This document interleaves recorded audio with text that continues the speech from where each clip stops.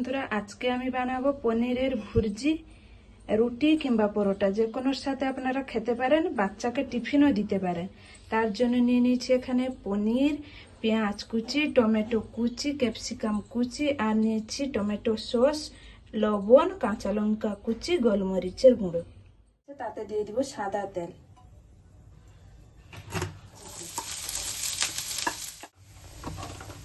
দেখুন বন্ধুরা, এবার পেঁয়াজ ভাজা হয়ে গেছে, বেশি কিন্তু লাল লাল করে ভাজবো না। এখন দিয়ে দিব ক্যাপসিকাম কুচি। ক্যাপসিকামকে 1 মিনিটের জন্য নেড়ে নিয়েছি। এরপরে দিয়ে দিব টমেটো কুচি। টমেটোর উপরে দিয়ে দিব লবণ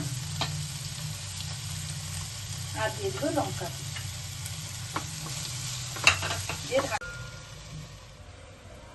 এবার পনিরটাকে আমি হালকা হালকা ভেঙে নেব। একবার ঢাকনা খুলে দেখবো কতটুকু সেদ্ধ হয়েছে।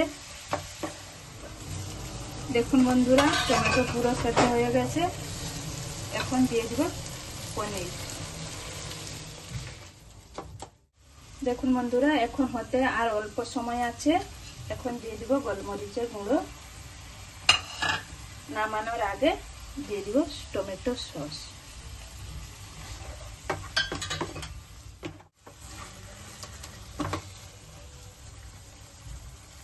পনির ভুর্জি পুরো হয়ে গেছে। এবারে আমি প্লেটে ঢেলে নেব। বন্ধুরা, পনির ভুর্জি পুরো রেডি হয়ে গেছে। আপনারা চাইলে একবার ঘরে বানিয়ে দেখতে পারেন। ভালো লাগলে লাইক দেবেন।